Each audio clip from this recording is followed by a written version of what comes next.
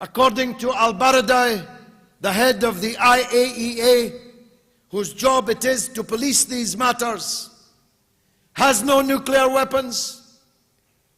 There is no evidence that she is trying to produce a nuclear weapon, according to al-Baradei, yet she is under threat. Whilst Israel has hundreds of nuclear weapons, illegally acquired, undeclared, subject to no treaty for having no declared nuclear weapons, Israel declines to sign the Non-Proliferation Treaty. Yet, not only unsanctioned goes Israel, but endlessly rewarded with new weapons, new monies, new diplomatic and political honors and support. What kind of message is this to the world? After all, and by the way, I'm against nuclear weapons. I was arrested outside the British nuclear weapons plant and carried away by the police on television. I gave the BBC the only ever recorded interview of a man being carried upside down by a group of police officers, and you can find it on YouTube if you like. I'm against nuclear weapons. But what I can't accept is that some countries can have nuclear weapons while other countries cannot. And some countries can threaten the countries which do not with oblivion. I cannot accept that Israel can have a mountain of weapons of mass destruction threatening all of its neighbors whom it has regularly occupied and invaded, whilst those who have none must be blockaded and besieged, and if necessary, attacked. And this double standard is surely the heart of the matter.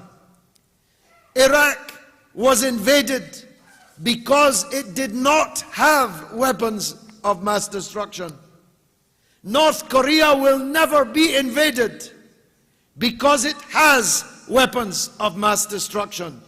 What kind of message is this to the world?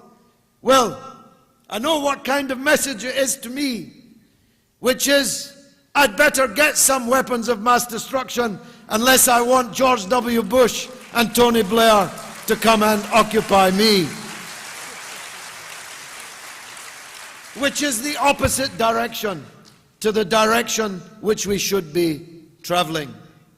These hypocrites, not Democrats, these hypocrites, this hypocrisy, not democracy, must be our target. Dr. Mahathir was necessarily and objectively, correctly pessimistic if we will truly be able to call these hypocrites and these war criminals to account, at least in our lifetime. And he's right about that. The structure and the realities of world power and world politics make it unlikely.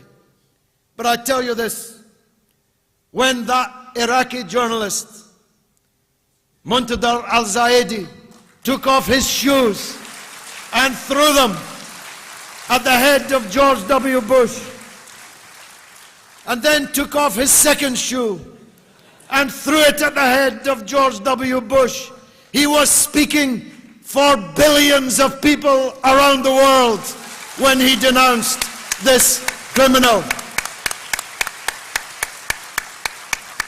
In the Ibrahimi Mosque in Hebron, in occupied Palestine, 2 weeks ago, Bush's poodle, Tony Blair, God help us, the next president of the European Union.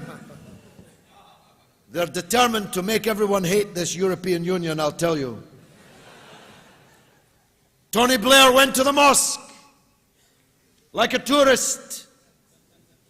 The Middle East peace envoy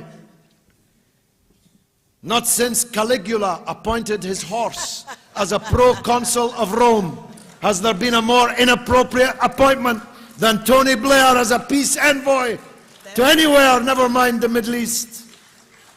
But as he strutted around the mosque, one brave Palestinian in the mosque shouted that he was a war criminal. A war criminal, he said. And so I say this, we might never get them into a real court, but we should get them into the tribunal here in Kuala Lumpur. We might never get them into a prison, but if everywhere they go, people are throwing their shoes and calling them war criminals, that'll do for me for now.